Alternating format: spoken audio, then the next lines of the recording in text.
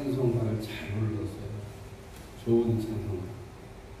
이번 1절만 다시 한번 잘 불러보겠습니다.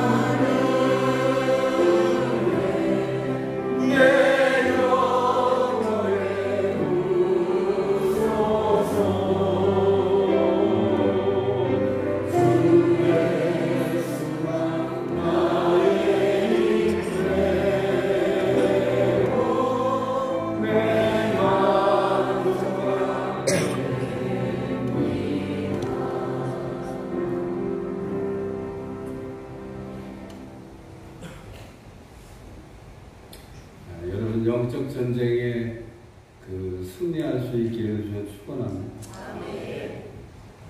마귀는 지금도 우리와 이렇게 싸우려고 대치 중인데 우리가 마귀하고 싸우고 있다고 하는 사실도 모르고 아주 우리가 지금 복음의 평안한 시대에 살고 있는 것처럼 마귀가 속이기 때문에 착각하고 사는 사람, 제가 보기에는 매일 얻어 터지고 사는 거지 평안하게 사는 게 아니고, 제가 일본에 가보니까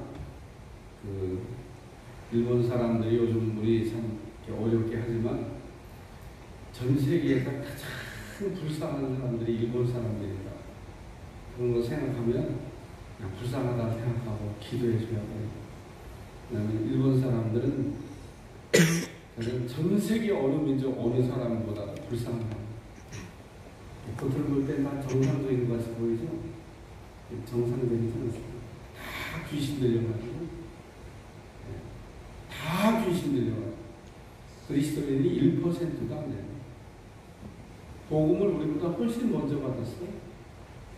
복음이 일본을 통해서 우리한테 왔지 않습니까? 복음이 다이렉트로 우리한테 먼저 날라들어온 게 아니에요. 일본이 먼저 복음을 받았고, 일본 그래서 이 순교사에 보면 일본 사람들이 정말 얼마나 하나님을 이렇게 잘 섬겨보려고 몸을 펴는지 모르겠어요. 그래서 메이지 유신을 이렇게 기점으로 해서 그리스도인이 다 없어지고 아주 극렬하게 그리스도인들 씨를 말리려고 그래서 지금 남아있는 게 기적. 남은 자를 이렇게 남겨두시고 집집마다 귀신 없는 집이 없습니다. 다 우상 숭배합니다. 100% 거의 99% 우상 숭배합니다. 집집마다 다 우상이 있어요. 그리고 신도 다 달라요. 알 수 없는 신이 많습니다. 그냥 가정마다 신이 다르다고 생각하시면 다 자기들이 섬기고 있는 신들이 있고 집에 가면 다 단이 있습니다. 불쌍하잖아요.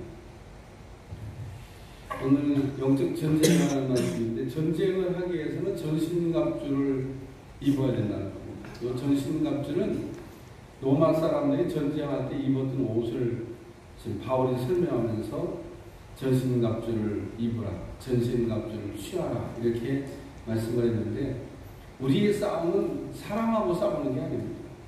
가끔 이렇게 여러분을 이렇게 어렵게 하는 사람을 만나거든 그 배후에 영적인 문제가 있다고 이렇게 한번 의심해 봐도 특별하게 틀린 거 아닙니다. 언제나 나를 어렵게 하는 사람 그 배후에는 마귀들이 이렇게 숨어 있어요. 우리가 큰 우상도 보면 우상이 뭘 하는 것 같아요. 왜냐면 우상 앞에 가서 여러분 절하면은 아무런 효과가 없을 거라고 생각하시면 곤란합니다. 우상 앞에 가서 이렇게 절하면 병이 낫기도 합니다. 그게 효과가 있잖아요. 아이를 못 낳는 사람들이 아이를 낳기도 합니다. 그 정도 되면 이제 거기에 푹 빠지는 거죠. 예? 어디 가갖고 천일 기도했더니 아기를 줬다. 그렇게 되면 참 돌아와야 되는데 돌아오기가 쉽지가 않아요. 그 배후에 마귀가 역사해서 그런 결과물을 준 겁니다. 사실은 열매가 전혀 다른 겁니다. 하나님도 우리에게 열매를 주실 수 있고 마귀도 우리에게 열매를 줄 수 있는데 마귀를 통해서 얻은 열매는 부작용이 있고 하나님을 통해서 얻은 열매는 부작용이 없습니다. 저는 이렇게 가구를 만드는 한국 최고의 기술을 가진 사람이 우리 교회 한번 나온 적이 있어요. 자기 기술이 한국 최고라는 겁니다. 모든 유명 메이커의 모든 제품은 다 자기가 만든다. 이름 거기서 라벨만 붙이는 거지 실제 제작은 자기가 한다고. 대기업에서 매일 유혹하는 말이에요. 자본금을 내줄 테니까 공장을 확장하고 그리고 직원도 늘리고 그렇게 사업을 해보라는 거예요. 그거 안 하는 거예요. 왜 안 하냐 그랬더니 그렇게 처음엔 대주는 척 하다가 나중에는 이렇게 자금줄을 쪼여가지고 다 뺏어가는 거예요. 대기업들이 다 그런 건 아니겠지만 문어발식 사업 확장이라고 이렇게 그런 식으로 사업을 키워가지고 다 뺏어갔던 예도 있는가 봐요. 저는 한 번도 해본 일이 없습니다만 돼지 키우는 분들이 이렇게 열심히 주잖아요. 잘 먹어라. 따뜻한 환경도 만들어주고 막 먹을 것도 갖다 주고. 근데 돼지가 점점 커가면 자꾸 주인이가 쳐다보는 눈빛이 달라져. 금수가 좀 올라가는 거야. 잡아먹을 때가 됐다 이거예요. 마귀는 키워가지고 잡아먹는 거를 잘합니다. 그러니까 한 번 얻어맞으면 다시는 제기하지 못하거든요. 그러니까 마귀가 이게 뭘 주긴 줘요. 그런데 그게 독약이 되는 거예요. 뭔가 좀 될 것 같은데 나중에 보면 한 방에 얻어맞았는데 일어날 수가 없어요. 마귀는 잔번지를 별로 좋아하지 않습니다. 잔번지 10방 얻어맞고도 한 방에 쓰러뜨립니다. 마귀는 한 방을 좋아해요. 이야, 한 방 맞으면 그냥 게임 오버 할 수 있습니다. 그러니까 마귀는 잔번지를 잘 맞아요. 보면, 특징을 보면. 자기가 지금 다 예수님 오셔가지고 무장 해제당했는데 싸울 무기가 없어요, 마귀가. 그러니까 실제적으로 마귀는 무장 해제를 당했기 때문에 싸울 무기가 없는데 그런 눈빛이 있어요. 그거로 사람을 제압하는 거예요.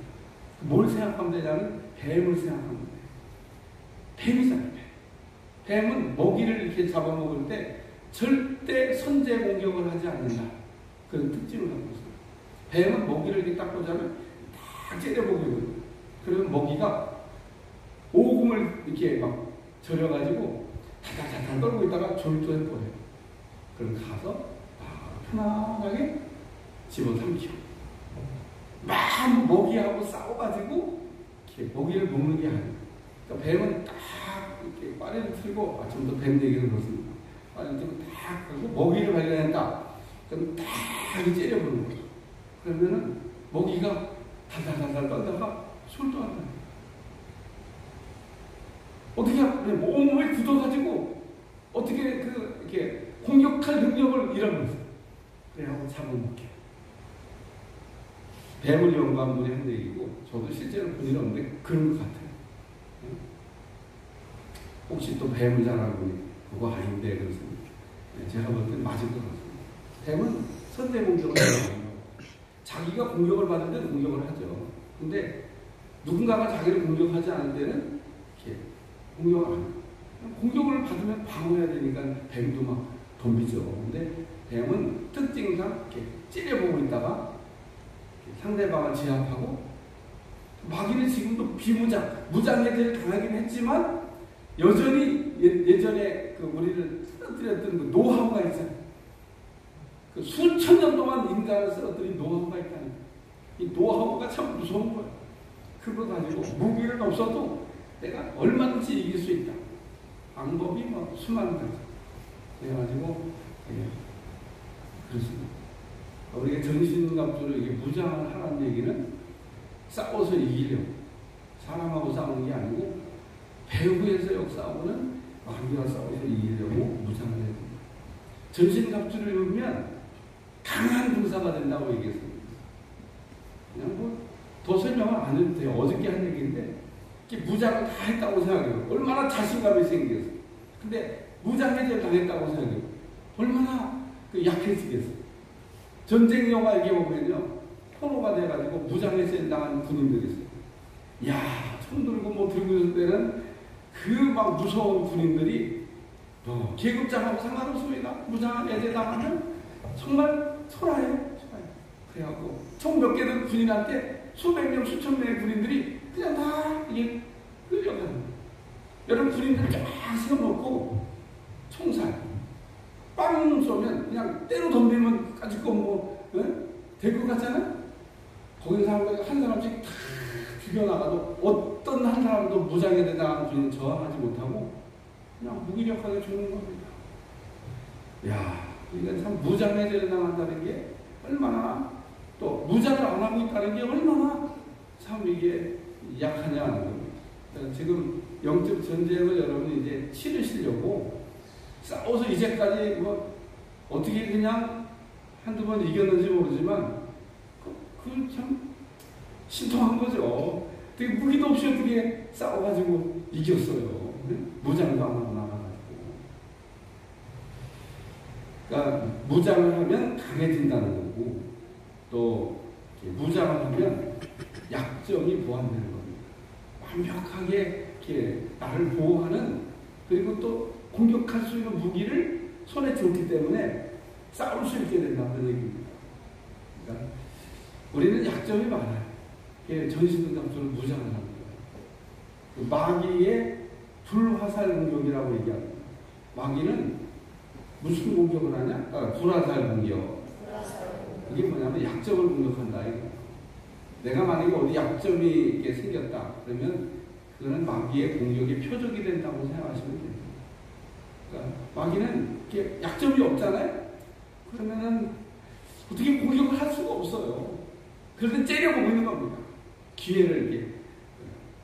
옛날 칼싸움 하는 거 봤어요? 막 이렇게 탁 하면서 이렇게 서로 폼을 잡고 긴장을 하고 있는데 그게 왜 그러고 있냐면 상대방의 약점이 어딘가, 그리고 창창창창 몇 번 하면서 상대방의 약점이 어딘가 그거 찾으려고 하는 거예요.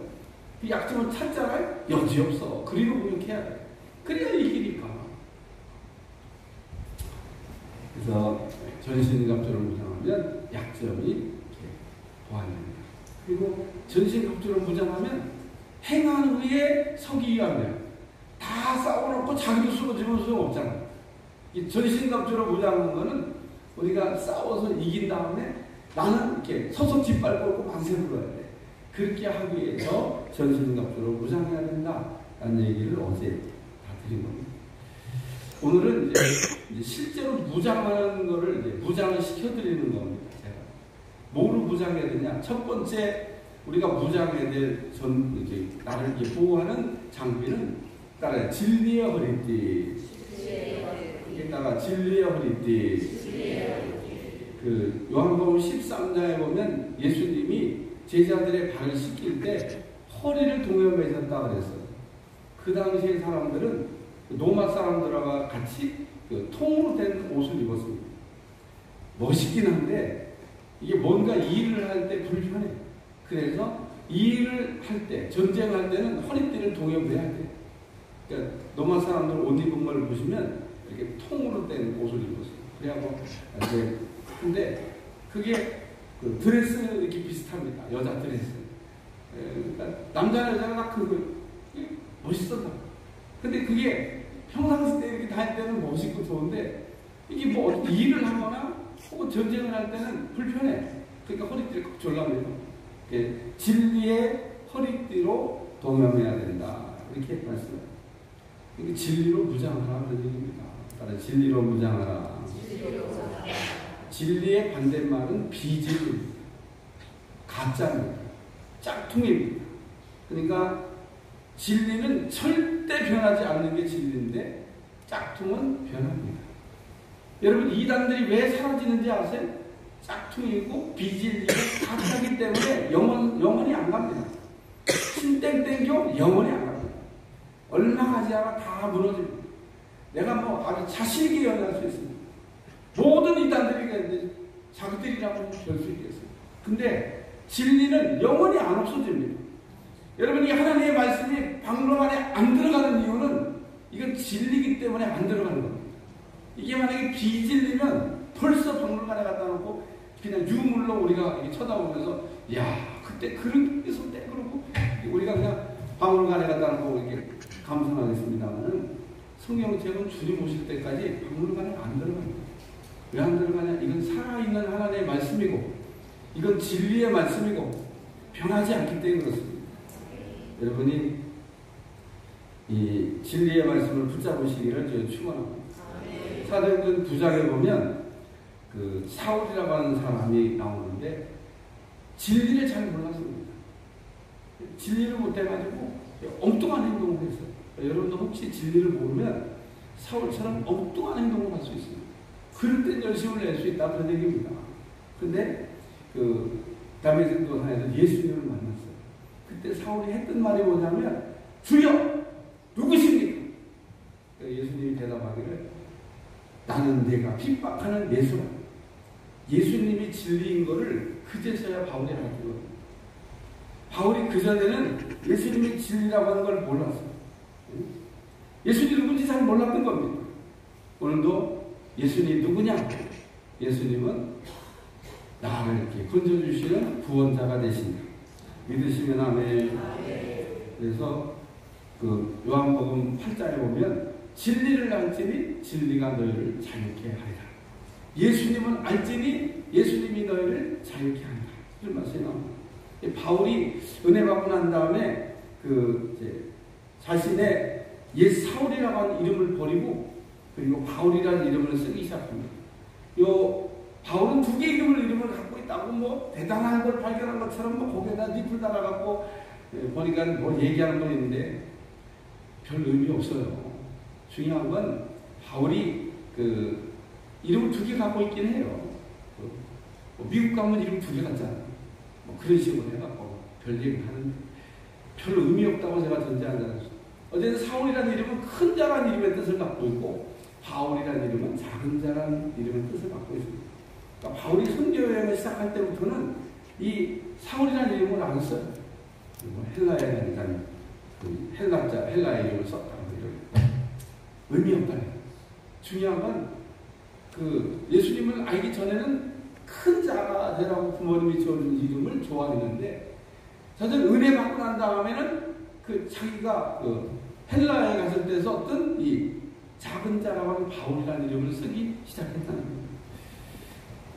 바울이 평소에 얘기하는 중요한 말이 있습니다. 내가 이전에 자랑하던 것을 배설물과 같이 버렸다. 예전에는 잘난 척 많이 했다 그런 얘기입니다. 나처럼 똘똘한 사람 어딨냐? 나만큼 실력 있는 사람 어딨냐? 나만큼 스펙 많은 사람 어딨냐? 그거 얘기했는데 은혜 받고 나니까 그게 다 아무것도 아니에요.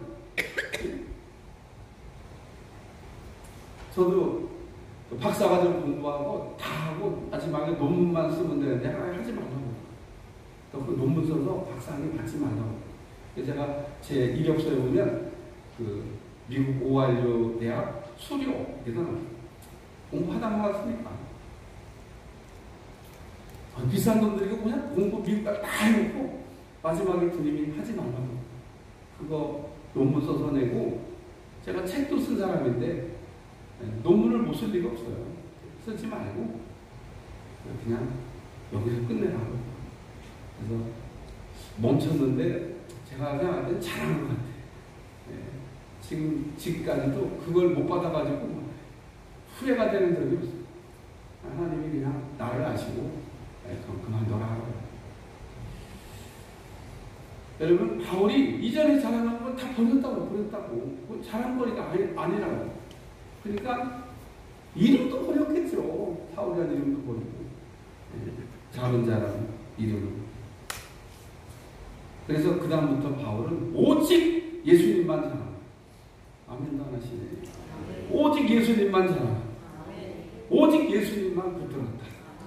그러면 이렇게 마귀하고 싸워서 이기려면 예수님만 자랑하고 예수님만 붙들면 이기는 겁니다. 이게 진리로 무장하는 거예요. 마귀는 이렇게 자꾸 우리 속이잖아요. 전쟁은 끝났다. 너희는 불인도 아니고 민간인이다. 뭐 제대했는데 뭐 자꾸 뭐 불인인 줄 아냐. 지금은 우리가 뭐 적군 아군이 없다. 다 우리는 같은 동포인데 뭐 한민족인데.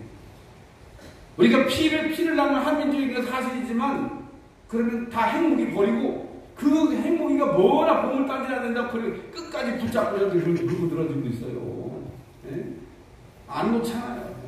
핵무장 했습니다.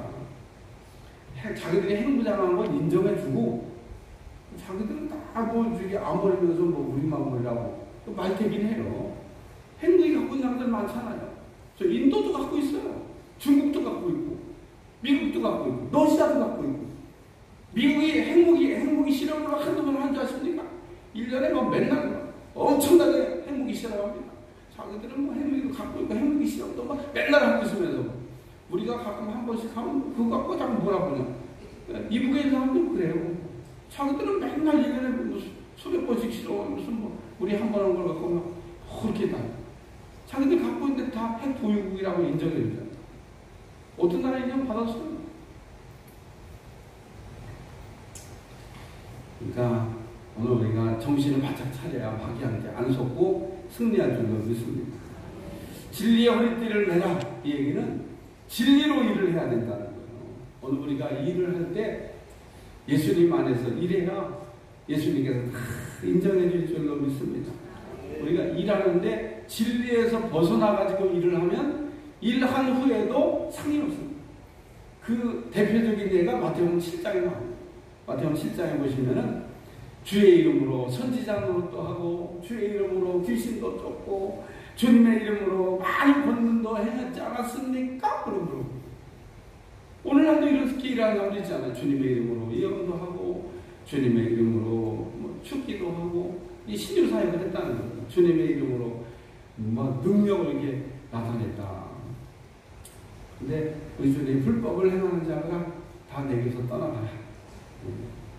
예수님의 이름만 사용했지 실제로 예수님을 위해서 일한 게 아니다. 그런 얘기입니다. 여러분 예수님을 이름만 이렇게 사용하고 진짜 예수님의 이름을 일하지 않는 이런 사람. 진리의 허리띠를 정말 이렇게 메고 있다 그러면 무슨 생각이 드세요? 진리가 끄는 대로 끌려가야 그게 진리의 허리띠를 맨 겁니다. 형사들이 범인을 잡아가는 거 봤어요? 어디 잡죠? 형사들이 범인을 딱 체포해서 딱 붙잡고 갈 때 자꾸 끌고 갈 때 어디 잡고 가요? 손목 잡고 가나? 아니면 멱살 잡고 가나? 어디 잡고 가요? 한 번도 안 봤어요? 안 봤나? 딱 사람 뒤에 있는 이 허리띠를 딱 잡는 거. 그리고 딱 잡아보면 무슨 천하장사도 소용없더만 그게. 한번 해봐. 나보다 힘센 사람인데 딱 허리 뒤에 요 뒤에 허리 있는데 허리 줄을 잡고 딱 잡아치면 여자가 잡아채도 힘센 남자가 그냥 휙 끌려. 그러니까 다 형사들이 허리를 잡는 거예요. 우리의 힘은 허리에서 나오고요. 힘을 쓰기 위해서 허리띠를 메고 있는 거예요. 그리고 성악하는 사람들이 힘을 쓰려고 여기다 복대를 이렇게 복대. 왜냐하면 배심을 좀 세게 내요. 힘이 여기 허리에서 나오는 거기 때문에 딱 등 뒤에 있는 허리춤 딱 잡고 확 잡아주는 거예요. 그래갖고 사람이 쓰러지려고 하는데도 딱 허리 거기 잡아주면 안 쓰러져. 그러니까 사람을 이렇게 통제해 줄 때 어디를 해야 되나 그럴 때 손목 잡아갖고 쓰러지는 사람을 잡아줄 수가 없어. 딱 허리 뒤춤을 딱 잡으면 어딘지 알지? 허리 여기 딱 손으로 확 잡으면 잡아 끄는데도 끌려가. 그래서 진리의 허리띠를 맸다 보면 그러면 예수님이 나를 확 잡아가지고 끌고 간다. 그런 얘기입니다. 그 얘기가 어디 나오냐면 요한복음 21장 18절에 나옵니다. 찾아보세요.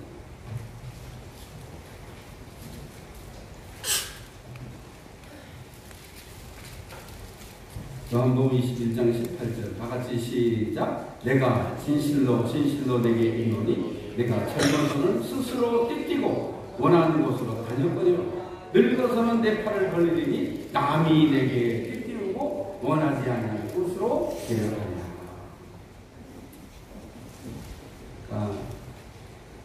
젊었을 때는 그냥 스스로 띠를 띠고 그냥 자기 다니고 싶은 대로 그냥 다녔는데 이제 앞으로는 내가 너를 진리의 띠로 묶어가지고 내가 너를 잡아 끌고 다니겠다. 그렇게 말씀하시는 겁니다. 진리의 허리띠를 매면 진리에 끌려가는 게 정상이고 끌려다닙니다. 세 번째는 진리의 허리띠를 매면 진리로 분별이 됩니다. 여러분 이 진리는 옳고 그름을 나눠주는 역할을 한다는 거예요. 그래서 진리로 잘 여러분 무장해 있으면 야 이게 옳은 거구나 이게 틀린 거구나 이런 거에 대한 분별을 하게 된다. 어제도 목사님이 기도하시다가 우리 담임 목사님 얘기하는 뭐 분별에 대한 얘기를 해갖고 제가 지금 기도하고 있습니다. 가르쳐야 되나 고민을 좀 어쨌든 하고 있습니다. 기도 중에 툭 하고 분별 얘기가 나오셔서 분별에 대한 얘기 좀 해야 되나 그러고 제가 그 분별의 은사에 대해 고민하고 있습니다. 어쨌든 진리로 허리띠를 메고 무장하면 분별이 됩니다. 제가 얘기했잖아요. 아마 지난번 그 말을 했을 거예요. 산업은행에 아니 우리 산업은행이니까 은행에 이렇게 채용이 되면 제일 먼저 가르치는 게 위패 감식하는 걸 가르친다. 그러면 위패를 감식하는 걸 가르칠 때 진짜만 보게 한다. 진짜와 가짜를 섞어서 보게 한다. 가짜만 보게 한다. 어떤 거 보게 한다. 진짜만 보게 한다. 진짜. 진패만 계속 만지게 하는 거예요. 그럼 어느 날 가짜가 오잖아요. 딱 촉이 이게 가짜거든요. 그리고 이 손에 촉이 딱 오는 거예요. 그래서 막 돈을 만지다가 딱 가짜를 찾아내는 거예요. 위패 감식기보다 우리의 이 인간의 이 손의 촉이 훨씬 더 예민합니다. 그러니까 진짜를 계속 만지면 보고 만지면 이게 진짜죠. 그러면 나중에 가짜가 탁 오면 탁 만졌을 때, 탁 봤을 때 가짜가 보이는 거예요. 그러니까 여러분 가짜를 구별하기 위해서 가짜를 배울 필요가 없어요. 가짜를 연구하다가 가짜로 가면 진짜 하나님의 말씀으로 잘 무장하시기를 그냥 축원합니다. 그래서 진리의 허리띠를 매라. 진리로 무장하는 거예요. 예수님을 알 때 힘써 알자. 예수님을 어떻게 잘 아시죠? 예수님이 진리시잖아요. 진리가 되신 예수님을 알 때 힘써 알자. 기도도 하셔야 돼요. 예수님을 내가 더 알기로 합니다. 예수님 더 알기로 한다 그러면 더 알려주세요.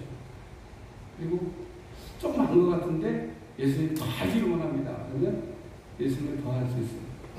여러분 성령님을 지금 성령 시대에 우리가 살고 있는데 성령님을 우리가 어떻게 만나야 되냐면 인격적인 성령님으로 여러분이 한번 마주친 경험이 있어요. 야, 성령님이 이런 분이구나. 인격적이신 성령님을 만나면 이 땅에 사람들이 다 비인격적이잖아요. 근데 정말 인격이 되신 그 성령님을 인격적으로 만나면 우리가 그 권위 앞에 그냥 무릎이 꿇어지는 거예요. 그리고 성령님을 조금 이해가 되는 거예요. 그리고 이 성령 시대에 성령님을 알아야죠. 제가 이제 성령님 얘기도 하겠습니다만 성령님을 이렇게 만난다고 하는 게 제가 이 은혜를 한 80%쯤 받았을 때 성령님을 만났는데 그때부터 성령님이 저를 가르쳐줬어요. 그냥 한꺼번에 가르쳐줬어요. 한꺼번에. 성경이 한꺼번에 풀렸습니다. 성경을 연구해도 뭐가 뭔지 그냥 조각조각 나있던 거가 그냥 한순간에 창세부터 요한계시록까지 다 그냥 한꺼번에 돌아가기 시작했어요. 성령님이 우리 가운데 이렇게 오셔서 역사하시면 성경의 저자가 성령님이랍니다. 성령의 감동으로 이렇게 써놓은 거예요. 그러니까 성령님이 다 하시죠. 진리로 무장할 수 있기를 축원합니다. 두 번째는 의의 호신경, 의의 흉배, 가슴에 붙이는 보호하는 장비입니다. 모양이 어떻게 생겼냐면 가슴 모양하고 똑같이 만들었어요. 이렇게 생긴 팔입니다. 그 노마 장수들 보면 이렇게 가슴에 가슴 모양의 팔이 달려있는 것을 보셨을 거예요. 그게 흉배야. 또는 호심경이라고 보면 똑같은 말이에요. 흉배, 옛날에 흉배라고 하는데 요즘은 또 뭐 호심경이라고 썼나? 호심경. 그 호심경. 오늘 새벽에 나오신 분들은 목사님들 본문도 안 읽고 설교를 하냐. 그러게. 이게 새벽에 빠지고 하는데 어제 오신 분들은 다 읽었잖아요. 우리가. 거기 설명하고는 의의 흉배, 가슴에. 의의 호신경 혹은 흉배는 가슴을 보호하는 장비입니다. 우리의 가슴 모양하고 비슷하게 되었는데 의의 흉배라고 하면서 그 앞에 붙인 리플이 뭐냐면 의라고 하는 말을 붙여놨어요. 그러니까 의의 문제가 정리돼야 된다. 따라서 의의 문제를 정리하자. 마귀가 우리에게 늘 하는 말이 있습니다. 그게 뭐냐면 한번 따라해. 너는 죄인이야. 너는 죽어야 돼. 너는 쓸모가 없어. 이런 얘기 한번 들어봤어요? 마귀가 하는 얘기. 정말 우리한테 그런 얘기를 합니다. 그래서 그런 얘기를 하는 사람을 제가 많이 봤습니다. 자기가 자기를 정죄합니다. 도저히 내가 나를 용서할 수가 없대. 그래서 죽어야 된대. 하나님이 하신 소리 같아? 하나님 하신 소리 같으면 왜냐면 그대로 실행을 해야 되겠죠. 뭐 죽어야 된다는데. 너 같은 인간이 어떻게 이 세상을 하는가. 그러면서 막 온갖 죄가 다 떠올라. 네? 죄인 아닌 사람은 아무도 없어요. 다 우리가 죄인이지. 뭐 그냥 죄가 드러나지 않은 것만 뭐 죄가 아니고 드러난 것만 죄다. 그거 아니잖아요. 네? 죄가 없는 척 하고 있지만 우린 다 죄인이라. 죄 없는 척 하지 마세요. 의인은 없나니 한 사람도 없다. 목사는 죄가 없냐? 목사도 죄가 있어요.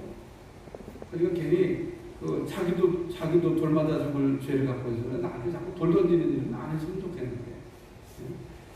예수님이 돌 던지지 말라고. 너희 중에 죄 없는 사람 본다면 돌 던져봐라. 그러잖아. 돌 던질 자격도 없는 사람들이 막 돌을 던져요.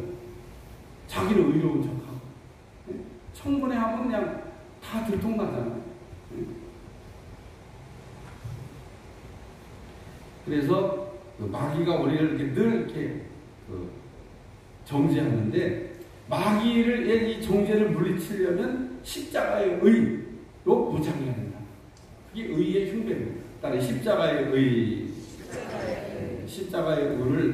주장하지 않으면 마귀에게 공격을 받고 치명상을 받을 수 있습니다. 그래서 우리는 의의 흉배를 붙이라고 하는 것은 예수님의 의를 믿어야 된다. 의인이 되는 방법이 두 가지가 있습니다. 여러분, 의인이 되는 방법 두 개가 있어요. 하나는 율법을 다 지키는 거. 율법을 다 지키면은 그럼 의인이 되는 거. 율법을 다 지켜보려고 몸부림쳤던 사람들이 예수님 당시에 있었습니다. 그게 바리새인입니다. 바리새인들은 서기관들은 율법을 해석하는 사람이에요. 그러니까 율법을 해석하는 이 서기관들이 율법을 이렇게 해석하면 해석한 그대로 지키면서 살려고 몸부림쳤던 사람들이 바리새인. 예수님 당시에 약 6,000명가량 있었을 것으로 추정합니다. 다 바리새인은 아니에요. 바리새인이 되기로 이렇게 헌신하고 나는 바리새인으로 살겠다. 이 바리새인이라는 말 자체가 좋은 말이에요. 거룩하게 살겠다는 얘기인 겁니다. 구별되게 살겠다는 뜻이 바리새라는 얘기예요. 우리 그냥 바리새인은 다 나쁜 말로 얘기하는데 바리새라고 하는 말은 좋은 말이에요. 거룩하게 살겠다, 구별하게 살겠다. 어디 그게 나쁜 말이에요? 근데 이게 하도 바리새인들이 못되게 신앙생활을 하다 보니까 바리새인 같아 그러면은 그게 이제 욕이 되고 나쁜 말이 되지만 실제 그 바리새라고 하는 뜻은 거룩하게 살기로, 구별되게 살기로 결심한 사람들이란 뜻입니다. 그러니까 율법을 다 지키려고 해요. 왜 그런 문제가 발생했냐면 바벨론 포로 이후에 생긴 생각입니다. 성전을 가지고 있던 하나님을 믿는 유대인들이 다 포로로 잡혀갔어요. 유대인들은 절대 예루살렘 성전은 안 무너질 거로 믿었습니다. 왜? 하나님이 계시니까. 하나님이 계신 성전을 감히 누가 와서 이 성전을 무너뜨리냐. 아무리 강대국도 그런 일을 못한다. 그렇게 믿었는데 예레미야가 아니라는 거예요. 애굽을 의지하지 말고 바벨론에 항복하라. 바벨론 시대가 왔고 우리는 바벨론에 의해서 멸망당하고. 예레미야가 눈에 가시라. 그래갖고 감옥에다 갖다 가두고 사람이 먹을 수 없는 걸 먹였다고 했어요. 뭘 먹었냐? 오줌하고 똥을 먹는 거예요.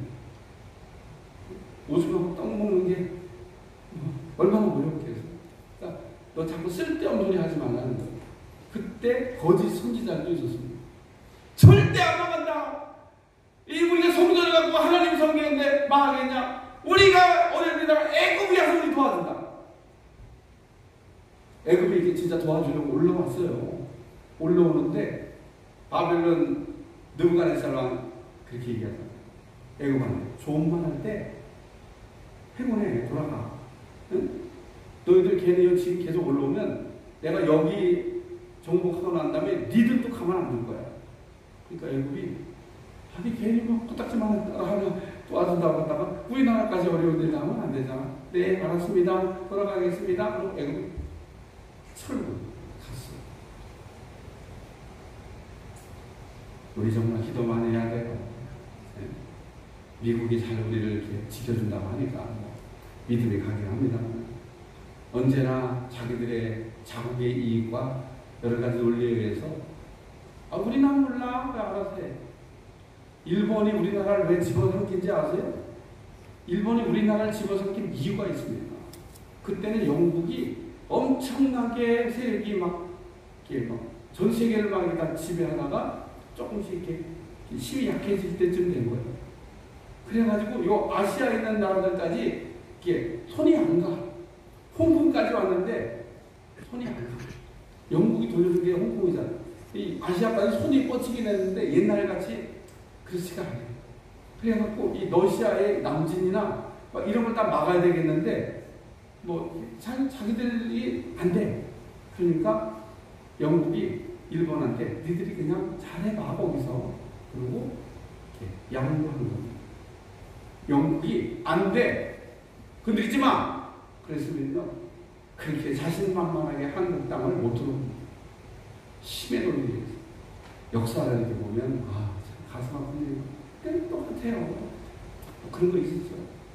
그러니까 영국이 이렇게 우리는 뭐 힘이 안 가니까 니들이 거기 나가서 그냥 이렇게 뭐 해. 그러니까 그냥 가진 거죠. 줬는데 뭐요. 그래서 우리가 그렇게 됐던 겁니다. 역사책 찾아보세요. 제 얘기 한 자도 틀린 얘기. 그러니까 이 바벨론이 내려왔는데 그러니까 말이에요. 그러니까 결국은 망했잖아요. 예레미야 말이죠. 그래갖고 다 포로로 붙잡혀가서 그 발강가에서 하나님은 찬양하던 악기들 나무에다 포로로 더 이상 연주할 수가 없어. 텅텅 울었지요. 뭐. 성경에 나오잖아. 우리가 무슨 짓을 했나? 왜 그랬나? 텅텅 울어. 그래서 이 유대인들이 잘하거든요. 바벨론의 포로로 붙잡혀가긴 했는데 독한 사람들이에요. 우리는 안식일을 어길 수 없다는 거예요. 그래서 목숨 걸고 안식일을 지켰습니다. 처음에 그래 너희들은 안식일을 지켜 그러고 허용해 줬을 것 같아? 죽였겠죠. 근데 이게 죽여도 끝이 없어. 다 죽이든지 아니면 그냥 그 안식일 지키는 걸 허용해 주고 그리고 부려먹든지 이 둘 중에 하나 선택해야 되는 문제에 붙잡는 겁니다. 근데 옛날에 강대국들은 그들이 갖고 있던 문화까지도 막 웬만한 문화는 그냥 인정해 줬어요. 그러니까 쟤들은 먼저 안식일을 지키겠다고 저게 목숨을 거니까 그거를 그냥 허락해 주자고. 그래서 유대인들이 바벨론 포로에 가서 안식일을 지켰습니다. 어디에? 성전을 갈 수 없으니까 회당만 들어가고 신학을 거기 들어가서 신앙 교육을 하고 믿음을 가르쳤습니다. 그리고 이제 예레미야의 또 예언대로 이제 다시 돌아오잖아요. 예레미야가 잡혀가긴 하는데 다시 돌아오고 나는데 그 예언대로 또 맞아 떨어져가지고 돌아왔어요. 돌아와가지고 우리가 왜 잡혀가냐? 우리가 하나님의 성전도 있고 하나님의 성전인데 왜 이렇게 됐냐? 이유는 율법을 안 지켜서 그렇다. 이렇게 됩니다. 율법대로 말씀을 안 지켜서 이렇게 된다. 그러니까 성경들이 막 그때부터 막 열심을 내갖고 막 율법을 해석하니까 당신들이 율법을 해석하기만 하세요. 우리가 다 지키겠습니다라고 결심했던 사람들이 바리새인. 해석하는 사람 속이가 지키겠다는 사람은 바리새인. 근데 율법은 몇 개가 있죠? 600몇세가. 줄이면 몇 개죠? 10개. 더 줄이면 몇 개죠? 1개. 율법은 꽉 압축하면 1개로 또 만들 수가 있어요. 하나님을 사랑하고 이웃을 사랑하고 이렇게 하나로 만들 수도 있고, 쫙 풀면 10개가 돼. 더 풀면 613가지가 돼. 그런데 율법을 612가지를 지키다가 1개를 안 지켰어. 자, 그러면 다 지켰잖아요. 612가지를 안 지켰는데 그 율법 중에 제일 약한 거, 제일 그냥 쉬운 거, 그거 하나를 안 지켰어. 그러면 의인이야, 죄인이야? 물어볼게요. 의인이야, 죄인이야? 죄인. 어휴, 하나 안 지켰는데, 그죠? 별것도 아닌 것 같아. 봐주지. 아, 이거 좀 너무하시다, 이거 어떻게. 612가지나 지켰다니까? 하나, 아주 그 율법 중에 제일 약한 거, 그거 하나 안 지켰어요. 예? 근데, 그 정상 참작이라는 것도 있지만, 의인 안 되나? 응? 의인 안 돼? 613가지 계명인데, 하나, 그것도 제일 약한 거, 못 지켰어. 어떻게? 죄인이라고 해야 돼? 의인이라고 해야 돼? 너무한다, 너무해. 율법은 용서가 없어요. 613가지 중에 하나만 안 지켜도 의인이 안 되는 거예요. 제가 얘기했잖아요. 다 지키면 의인. 못 지키면 죄인. 하나만 안 지켜도 죄인. 이렇게 되는 거예요. 하나님 율법을 주시면서 십계명을 읽어보시면 이렇게 표현이 되어 있어요. 안식일을 거룩히 구별하여 지키라. 이렇게 되어 있습니다. 지키라고 했잖아요.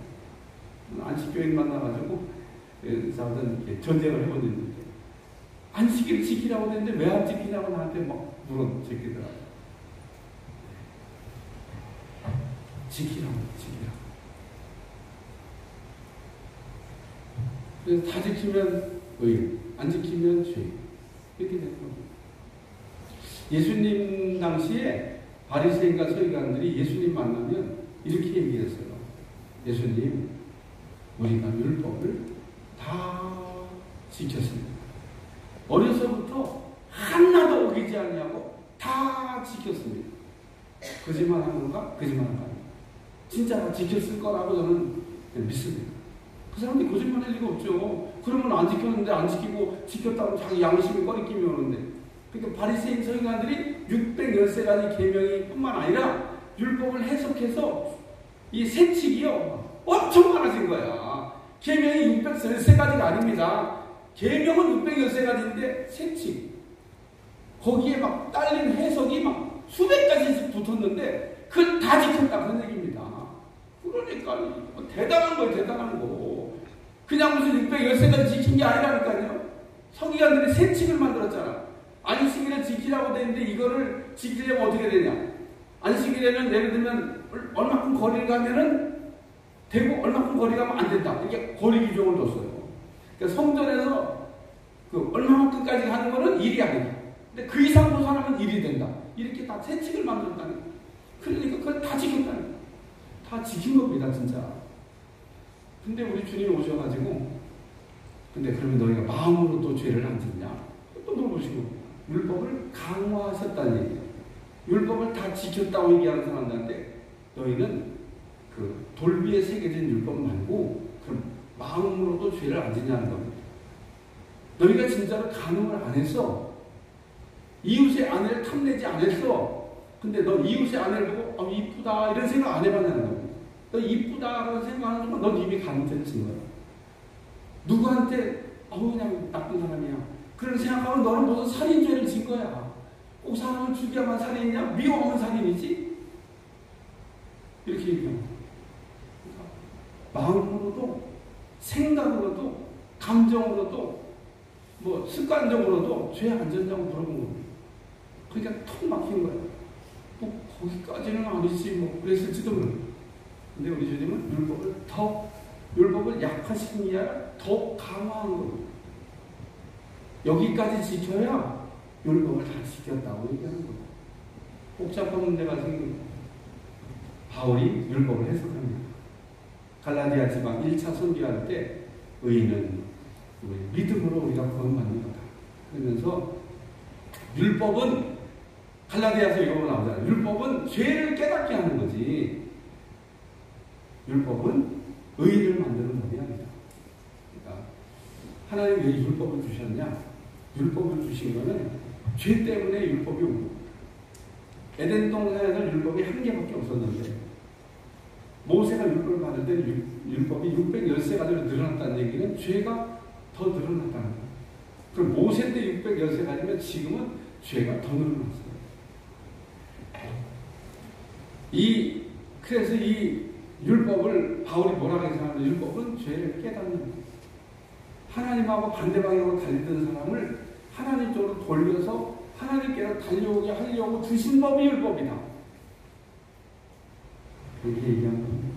그래서 우리는 예수님의 의를 믿어야 된다는 얘기입니다. 이게 안 되니까 그 죄인을 의를 이제 만들어야 되겠는데 우리가 다 죄인이에요. 근데 우리 죄인을 하나님의 의인을 만들어야 되겠는데 어떻게 의인을 만드냐? 의인을 만드는 방법이 있습니다. 첫째, 죄가 없는 사람이 한 사람 필요해요. 죄를 진 사람은 죄를 진 사람을 위해서 내가 대신 당신 죄를 다 감당하겠습니다 해도 소용이 없어요. 그렇게 얘기하면 감옥에 가서 살인한 사람 한 사람이 전 세계에 있는 사람 모든 데는 다 짊어지고 내가 대신 죽을 테니까 다 용서해 주셔. 그러면 다 용서해 줘야지. 죄인은 죄인을 용서할 수가 없어. 그러니까 예수님이 죄가 없으셔야 돼. 예수님이 만약에 죄가 한 개라도 있으면 그럼 우리의 죄는 대속이 안 돼. 그래서 예수님은 죄가 없이 오셨습니다. 율법을 다 지킨 분이 한 분 딱 계신데 그게 예수님입니다. 예수님은 그렇게 말씀하시고 예수님은 생각으로 또 죄를 안 졌습니다. 예수님 죄 진 적이 없어요. 율법의 1.1획도 어기지 아니하고 다 지키신 분은 딱 한 분, 예수님밖에 없다는 거예요. 예수님은 태어날 때부터 죄가 없이 태어나가지고 예수님 죄 짓지 않고 사시다가 죄 많은 우리를 대속하기 위해서 십자가에 대신 죽으시고 누구든지 나를 믿으면 죄가 없는 거로 인정해 주겠다. 이건 칭의라고 합니다. 죄가 없는 거로 해주겠다는 거예요. 믿으면 우리가 죄가 그냥 없어지는 게 아니고 죄가 없는 거로 간주해 주겠다는 거예요. 법정 용어. 여러분 칭의라고 하는 말은 법정 용어. 판사가 예를 들면 죄가 있는데 사람들이 볼 때 다 죄가 있다고 판단을 해요. 근데 판사가 무죄! 하면 선고하면 소용없어요. 그 사람들이 막 이 사람 죄 졌는데 나쁜데 막 그렇게 소리 쳐도 소용없어. 판사가 판결한 순간 이 사람 죄가 없는 거로 된 거예요. 억울해도 소용없어. 그게 재판입니다. 하나님이 죄 없는 예수님이 나를 위해 십자가에 죽으신 걸 믿으면 나를 죄 없는 의인으로 간주해 주시겠다. 믿으시면 아멘.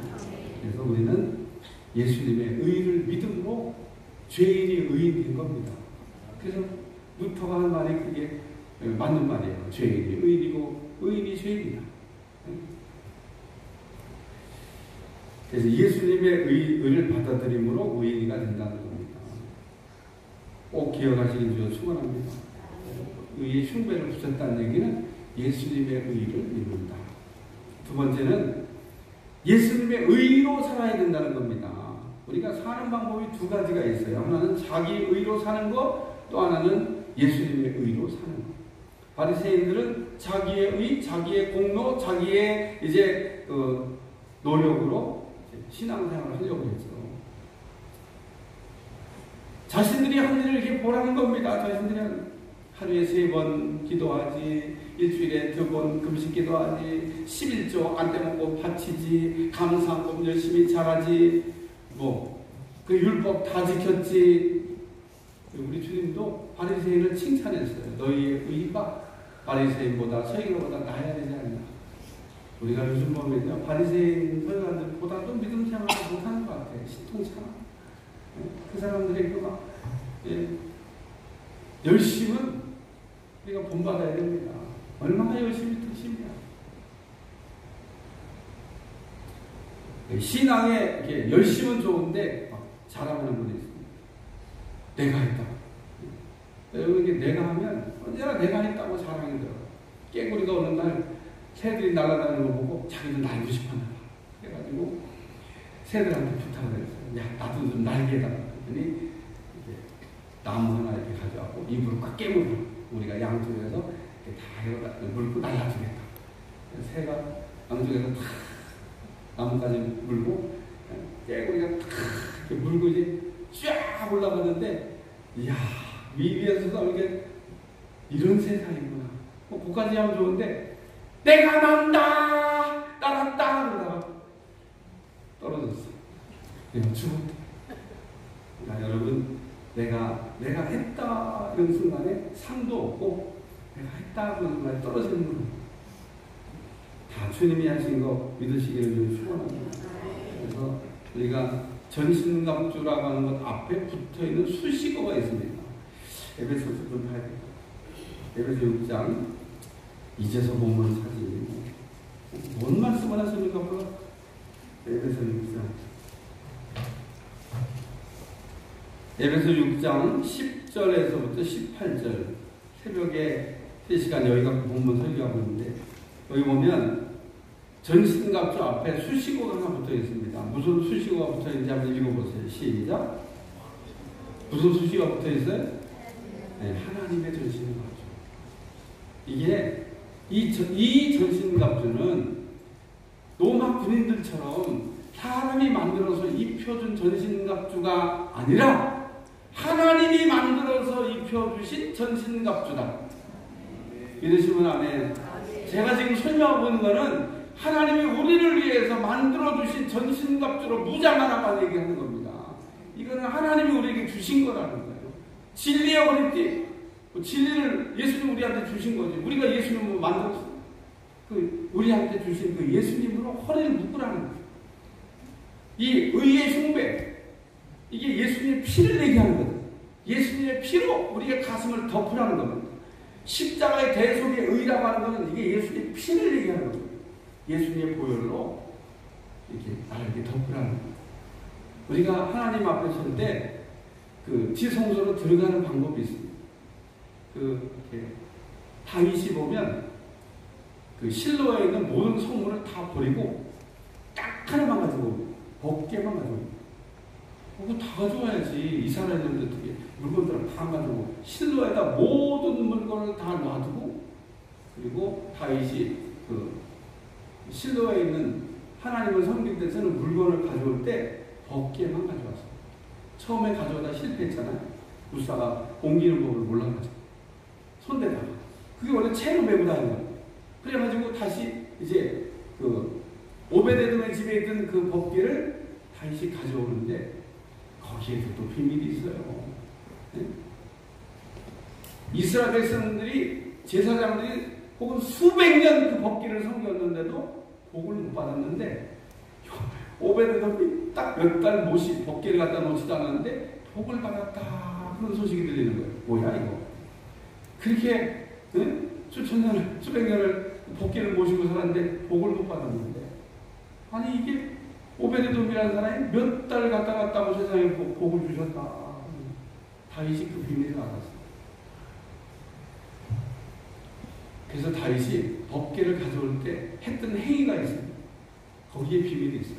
성경 아무리 눈씩 찾아봐도 오베데돔이 왜 복을 받았는지 답이 없는데, 다윗이 법궤가 막 예루살렘에 들어올 때 옷이 벗겨지는 것도 모르고 춤을 췄다 그랬습니다.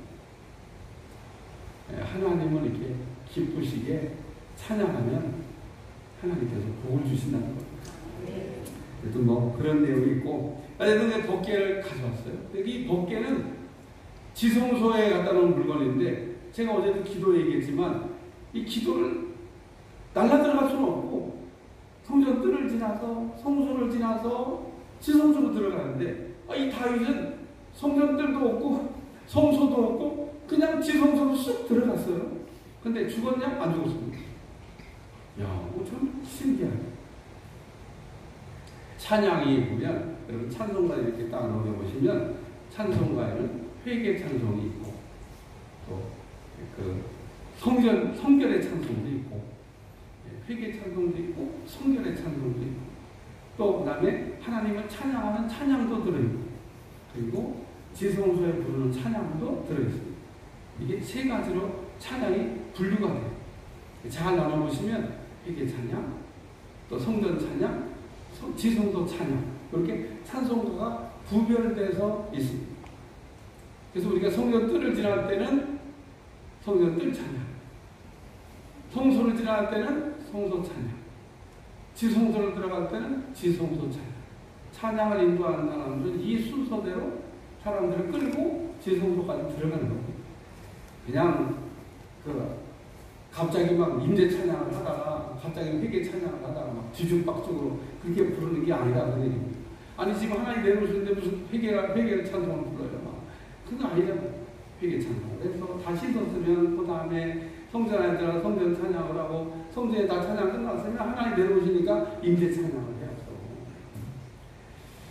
자, 그래서 우리가 예수님의 의로 살아야 된다 이런 말씀. 전신갑주는 하나님이 만들어 주신 무기입니다. 그러니까 하나님이 만들어 주신 것으로 우리가 그러니까 예수님의 의를 받아들임으로 우리가 이제 의인 되는 거죠. 승리하시기를 축원합니다. 의의 흉배를 붙이라고 하는 것은 예수님의 십자가의 피, 예수님의 십자가의 대속의 의로 그 의를 힘입어 살라는 겁니다. 지성소를 들어갈 때 이 피를 의지하면 피가 나에게 덮기 때문에 죄가 눈금만큼도 드러나지 않아요.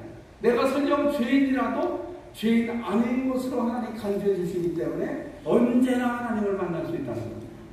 여러분 혹시 하나님을 그냥 다윗처럼 즉시 만나고 싶다면 주님의 보혈로 여러분을 충만하게 덮어버리면 죄 없는 사람이 되기 때문에 하나님을 만날 수 있는 자격이 취득됐다는 겁니다.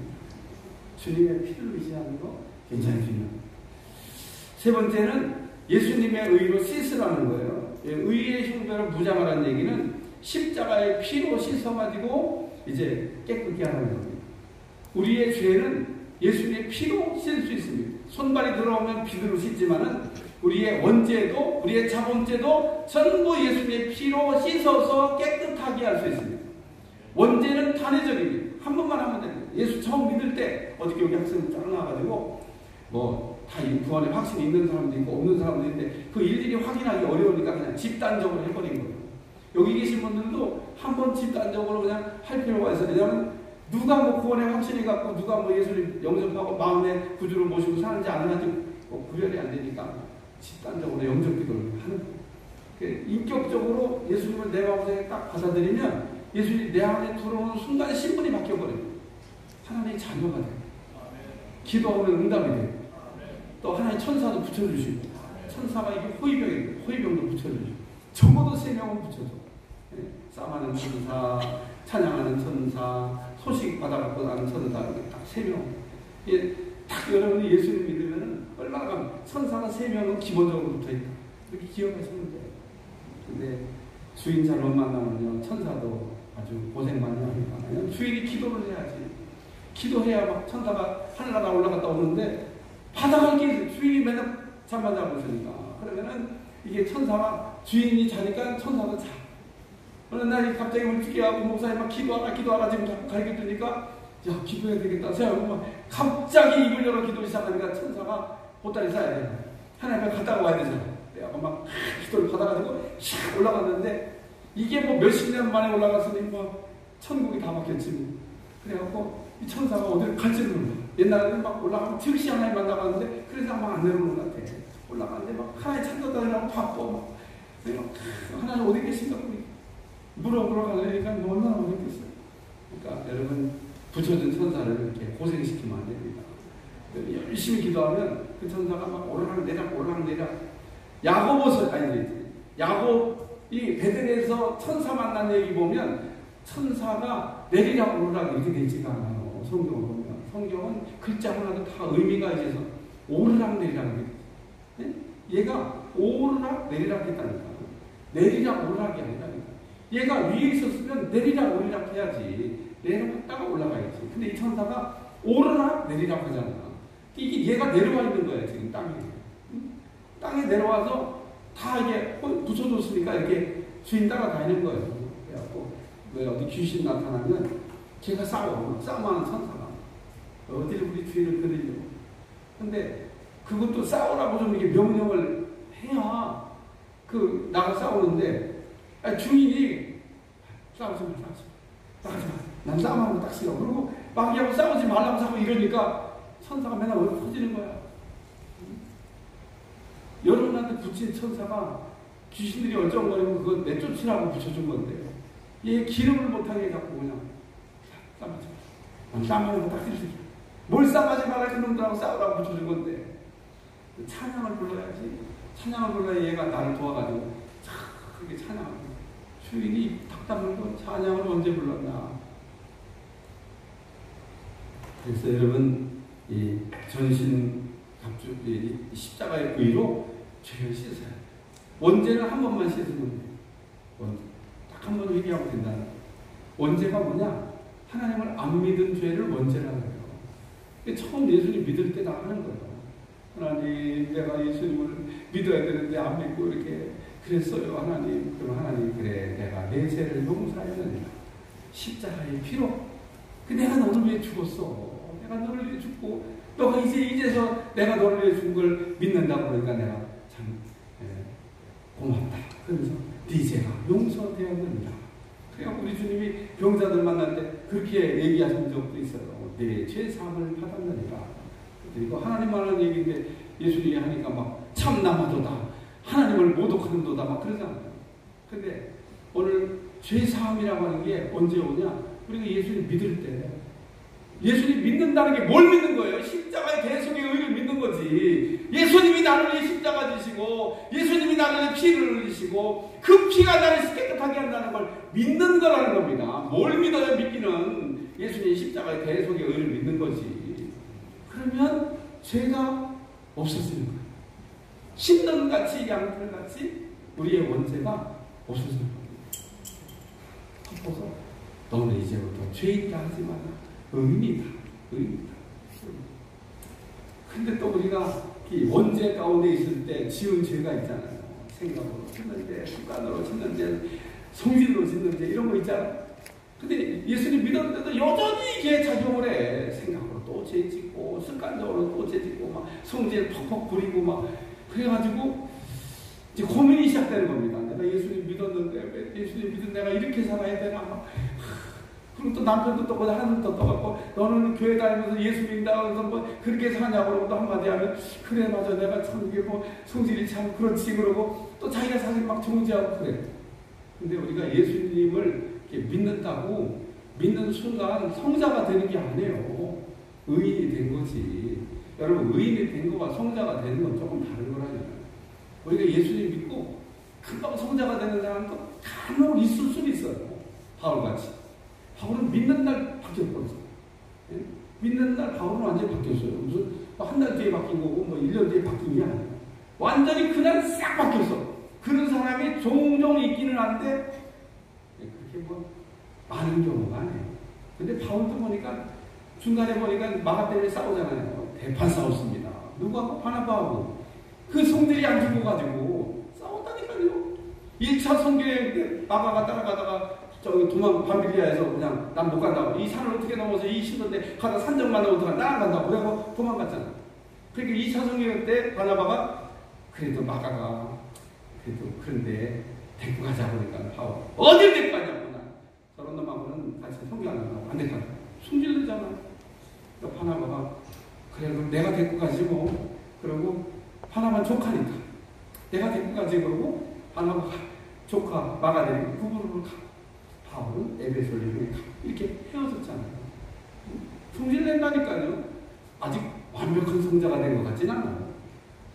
우리가 예수를 믿었다고 성자가 된 건 아니에요. 그러니까 남편이 막 너는 어떻게 교회 나갔는데 나처럼 성자가 돼야지 이렇게 그냥 성자가 안 되고 그렇게 사냐고 그러면 성자가 되어가는 중이라 내가 이 성질 좀 고쳐보려고 나왔지 한순간 고쳐지겠냐고 조금 기다려보라고 그렇게 얘기하고 시간 말미를 줘요. 근데 예수님 안에서는 조금 변해갑니다. 그 의인이 흉대. 세 가지 하려고 했는데 세 가지를 그냥 두 가지도 지금 시간이 오버돼서 죄송합니다. 30분에 끝내야 되는데 어쨌든 뭐 전신갑주로 부장하라고 진리의 허리띠로 의의 흉배로 내일은 신발 얘기 좀 할 겁니다. 신발로 신발 믿음의 방패 어디까지 가는지 모르겠는데 그래도 내일은 평안의 복음으로 준비한 신발 그리고 믿음의 방패 요거 이건 구원의 투고 있는데 내일 새벽에는 나머지 전신갑주에 대해서 설명하도록 하겠습니다. 두 가지를 여러분한테 붙여줬어요. 결론적으로 하나만 더 가르쳐드리면 이렇게 전신갑주를 설명하면 이제 마지막 고민이 뭐냐면 이 전신갑주를 어떻게 입나 이게 뭐 설명을 들어서 이해는 되는데 어떻게 입지? 네, 이렇게 기도하시면 돼요. 하나님 전신갑주로 무장을 해주시고 그러면 다다다다닥부터 진리의 띠, 의의 흉배, 복음의 평안의 신발, 평안의 복음의 신발, 믿음의 방패, 의의 구원의 투구만 해서 다다다닥 하나님께서 나를 붙여주셔서 여러분이 그 전신갑주로 부장할 때 참 우리가 이 기도 말을 하는 거가 굉장히 중요해요. 우리가 말을 안 하면 하나님은 아무것도 안 해주시는데 전신갑주 배우고 전신갑주로 무장해 주세요 그러면 이거는 지금 마귀하고 전쟁할 때 하는 일이니까 그렇게 기도하면 다다다다 붙여주십니다. 내가 그 전신갑주로 무장이 되고 내 약점이 보완되고 내가 강한 사람이 되고 싸우고 난 다음에 쓰러지지 않게 나를 무장해 주십니다.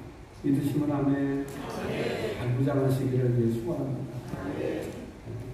이 시간 우리 찬송가 191장